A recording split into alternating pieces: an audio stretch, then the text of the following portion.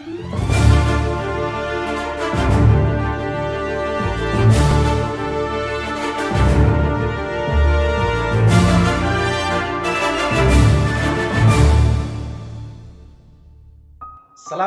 warahmatullahi wabarakatuh. Barang siapa yang melangkahkan kakinya menuju majelis ilmu, maka Allah akan mudahkan baginya jalan-jalan ke surga. Selamat berjumpa kembali bersama sahabat Matematika Channel dalam serial pembahasan soal-soal prediksi ujian sekolah Matematika jenjang SMP, yang pada kesempatan kali ini hadir untuk menyajikan pembahasan soal-soal materi teorema Pythagoras. Mari kita ikuti sajian berikut. Siapkan pikiran dan hati untuk fokus seksama mengikuti pembahasan soal-soal yang kita sajikan. Jangan lupa subscribe, like, komen, dan share.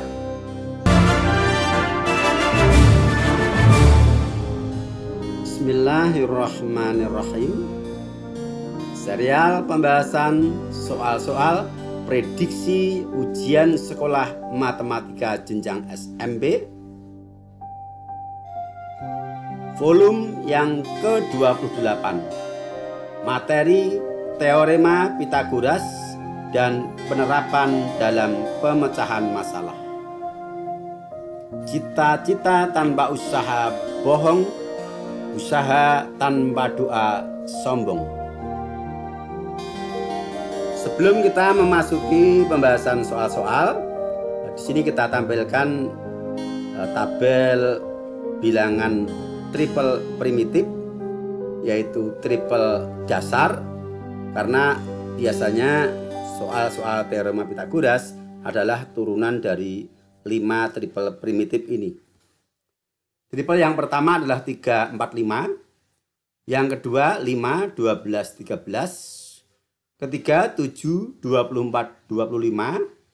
Keempat 8, 15, 17. Saya baca urut dari kecil ke besar. Dan yang kelima 20, 21, 29.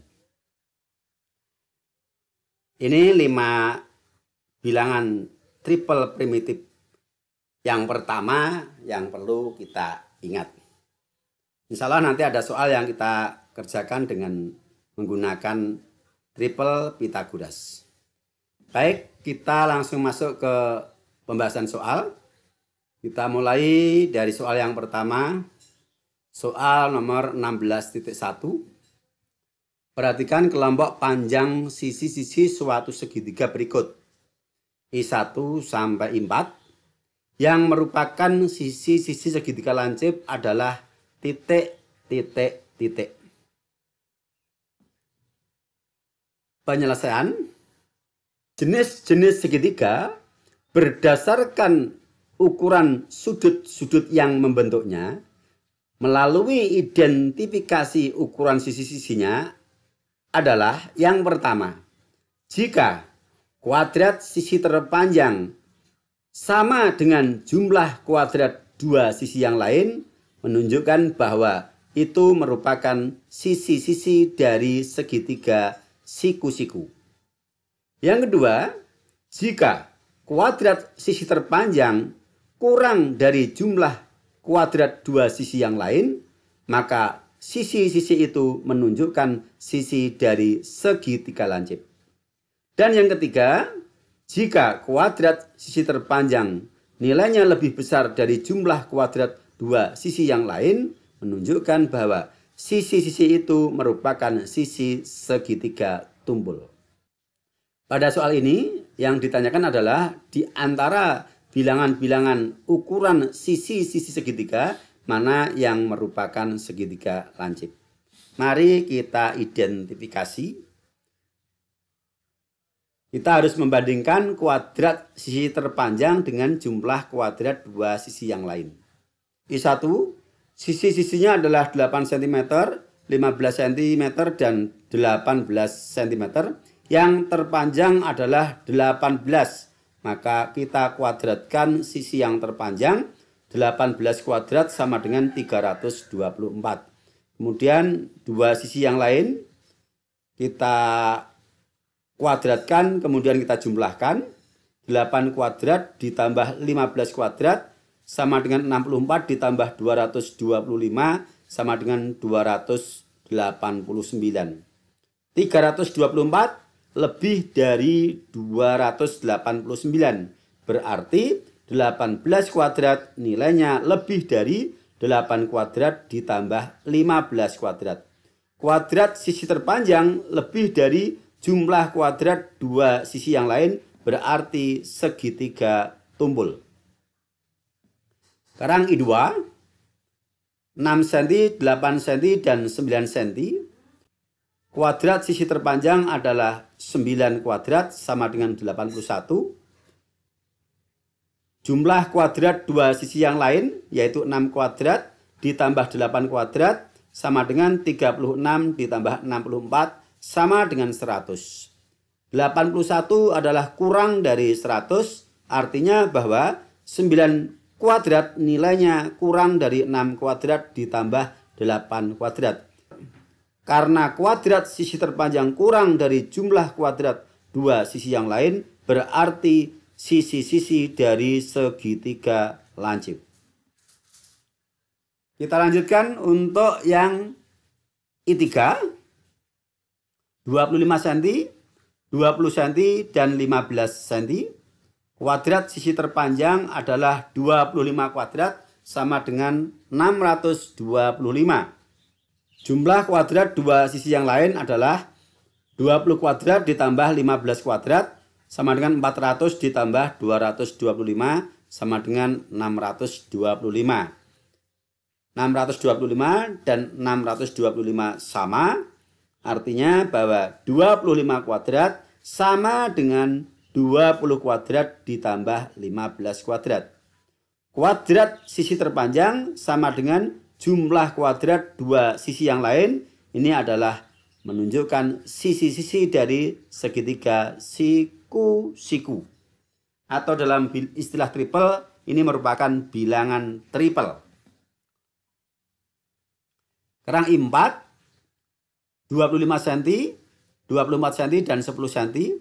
Kuadrat sisi terpanjang 25 kuadrat 625. Jumlah kuadrat dua sisi yang lain 24 kuadrat ditambah 10 kuadrat sama dengan 576 ditambah 100 sama dengan 676. 625 adalah kurang dari 676. Sehingga 25 kuadrat kurang dari 24 kuadrat ditambah 10 kuadrat. Kuadrat sisi terpanjang kurang dari jumlah kuadrat dua sisi yang lain. Ini artinya sisi-sisi dari segitiga lancip. Sehingga yang merupakan segitiga lancip adalah I2 dan I4. Jawaban yang benar adalah C. Nah, perlu saya sampaikan di sini, model semacam ini, di samping pertanyaan soalnya adalah identifikasi dari jenis segitiga, ada kalanya pertanyaannya adalah identifikasi bilangan triple.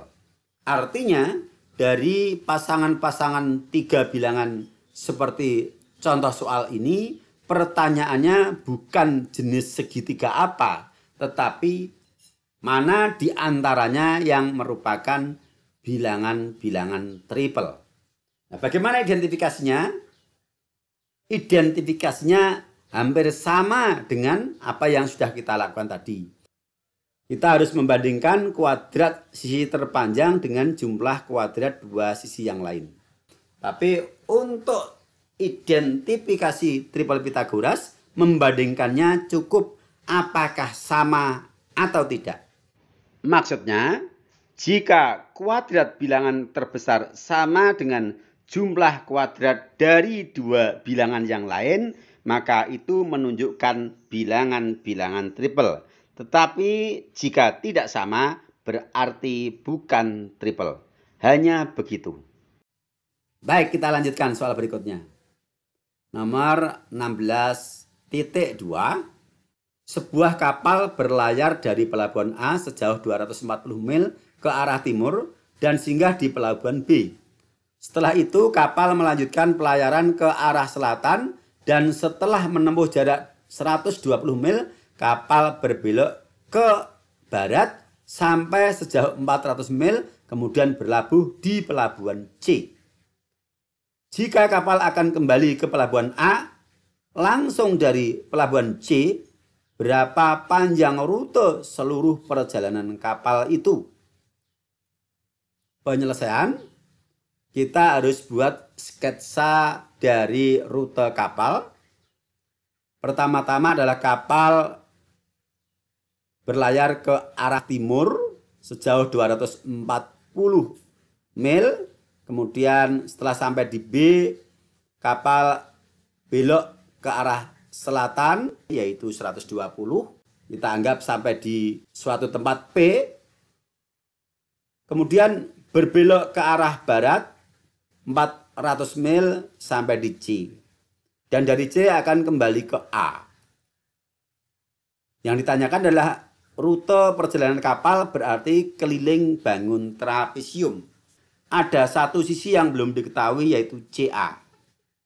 Maka kita buat bantuan, kita tarik garis aki yang sejajar BP, sehingga aki panjangnya sama dengan BP yaitu 120. Dan kita bisa menghitung CQ. CQ adalah CP dikurangi QP. QP sama dengan AB yaitu 240. Sehingga CQ adalah 400 dikurangi 240 sama dengan 160. Sekarang kita fokus pada segitiga ACQ untuk menghitung jarak A ke C. ACQ adalah segitiga siku-siku yang mana AC atau CA adalah sisi miring. Maka kita bisa menghitung AC kuadrat sama dengan 120 kuadrat ditambah 160 kuadrat. AC kuadrat sama dengan 14.400 ditambah 25.600. AC kuadrat sama dengan 40.000, sehingga AC adalah akar dari 40.000 sama dengan 200. Artinya jarak C ke A adalah 200 mil. Maka rute perjalanan kapal kita hitung keliling dari trapesium, yaitu diawali dari AB 240 ditambah BP 120 ditambah PC 400 dan ditambah CA 200. Maka hasilnya sama dengan 960 mil. Jawaban yang sesuai adalah D. Soal berikutnya. Nomor 16.3. Seorang pengamat berada di atas mercusuar yang tingginya 12 meter. Ia melihat kapal A dan kapal B yang berlayar di laut. Jarak pandang pengamat dengan kapal A dan kapal B berturut-turut 20 meter dan 13 meter. Posisi kapal A dan B dan kaki mercusuar terletak segaris. Jarak kapal A dan kapal B adalah titik, titik, titik.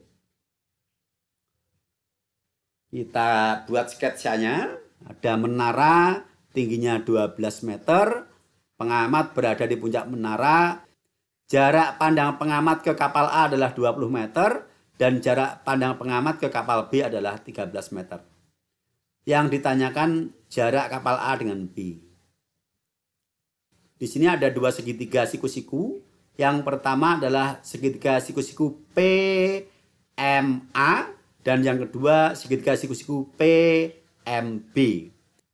Kita fokus pada segitiga siku-siku PMA dulu, yang mana PM 12 meter, PA 20 meter, maka kita bisa menghitung jarak MA, yaitu MA kuadrat sama dengan PA kuadrat dikurangi PM kuadrat. Sama dengan 20 kuadrat dikurangi 12 kuadrat. Sama dengan 400 dikurangi 144. MA kuadrat sama dengan 256. Sehingga MA adalah akar kuadrat dari 256 sama dengan 16. Berikutnya kita fokus pada segitiga PMB untuk menghitung jarak B ke M. PMB segitiga siku-siku dengan PM 12 meter dan PB 13 meter. Kita hitung jarak BM atau MB.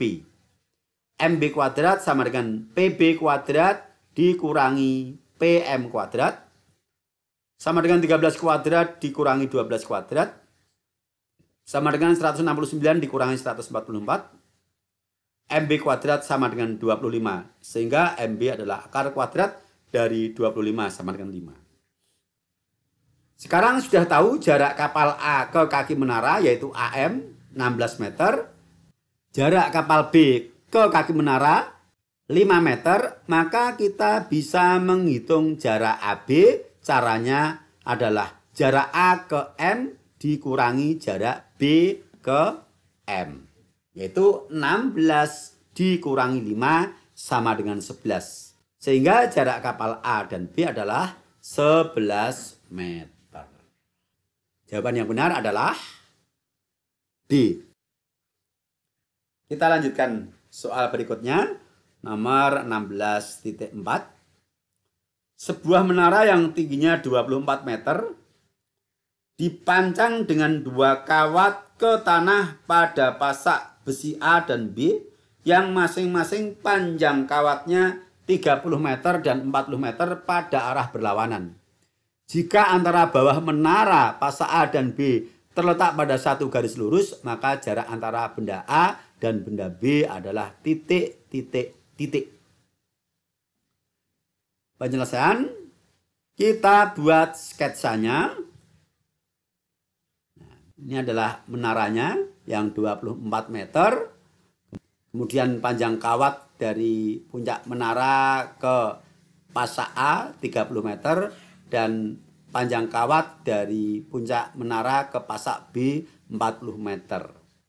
A menara dan B segaris. Nah, untuk menghitung jarak A ke B berarti kita harus menghitung panjang X dan panjang Z.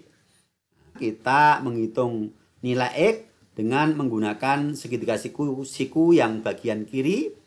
Kita hitung dengan menggunakan triple Pythagoras. FPB dari 30 dan 24 adalah 6. Maka bilangan 30, 24 dan X ini kita bagi 6 supaya menghasilkan triple primitif. Yaitu 30 dibagi 6 adalah 5, 24 dibagi 6 adalah 4. Dan X dibagi 6 kita kosongi dulu. Bilangan triple primitif 5, 4. Maka yang ketiga adalah berapa? Berapa? Iya, 3.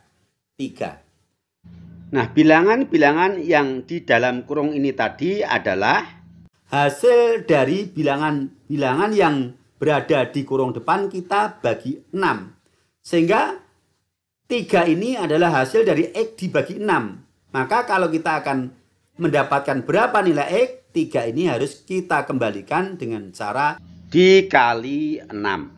6 dikali 3 adalah 18. Sekarang kita fokus pada segitiga siku-siku yang sebelah kanan. Kita akan menghitung sisi Y yang belum diketahui. 40 dan 24, FPB-nya adalah 8, maka 24, 40 dan Y ini kita bagi dengan 8. Nah, seperti ini. Hasilnya adalah 5, 3, titik-titik. 5 adalah hasil dari 40 dibagi 8, 3 hasil dari 24 dibagi 8, dan titik-titik ini adalah Y dibagi 8. Triple 5, 3 berarti sama dengan triple ini. Yang belum ada siapa? 4. Ya. Sekarang kita akan mencari Y. 4 ini tadi dari Y dibagi 8. Berarti Y harus kita kembalikan dengan cara mengalihkan 4 dengan 8. Y sama dengan 8 dikali 4 sama dengan 32. Sehingga jarak A ke B adalah kita jumlahkan nilai X dengan nilai Z. Yaitu 18 ditambah 32 sama dengan 50. Jadi jarak pasak atau benda A ke pasak atau benda B adalah 50 meter. Jawaban yang sesuai adalah option C. Kita lanjutkan soal yang kelima, insya Allah terakhir. 16.5. Pak Anto dan Pak Danang adalah pegawai suatu perusahaan listrik. Mereka mendapat tugas untuk memasang kawat pemancang sebuah tiang listrik seperti pada gambar. Jika ujung kawat bagian atas diikat pada ketinggian 12 meter dan bagian bawah masing-masing berjarak 5 meter dari kaki tiang, berapa panjang kawat minimal yang digunakan untuk memancang tiang tersebut? Penyelesaian sketsanya, perhatikan di sini. Ini tiang listriknya dipancang dengan 3 kawat, ya, yang panjangnya sama. Ujung kawat bagian atas yaitu di P berada pada ketinggian 12 meter dari tanah yaitu O. Sedangkan jarak pasak besi ujung pemancang kawat bagian bawah dari tiang adalah 5 meter. Maka kita bisa menghitung panjang PQ sebagai panjang satu kawat pemancang yang digunakan dengan menggunakan teorema Pythagoras. Fokus pada segitiga POQ, maka PQ sebagai sisi miring bisa kita hitung. PQ kuadrat sama dengan 12 kuadrat ditambah 5 kuadrat sama dengan 144 ditambah 25. PQ kuadrat sama dengan 169, sehingga PQ adalah akar kuadrat dari 169 sama dengan 13. Artinya bahwa satu kawat pemancang panjangnya adalah 13 meter. Sedangkan tiang ini dipancang dengan 3 kawat pemancang. Maka panjang kawat minimal yang digunakan untuk memancang tiang listrik yang dimaksud adalah 3 dikali 13 sama dengan 39 meter. Jawaban yang sesuai adalah A. Bagaimana? Bisa dipahami? Iya, mudah ya, mudah. Yang penting di sini kalau soalnya itu pemecahan masalah dan di situ mengilustrasikan objek tertentu, kalian bisa membuat sketsanya yang dengan sketsa dari permasalahan itu dengan mudah kita bisa menghitung baik menggunakan teorema Pythagoras atau menggunakan triple Pythagoras.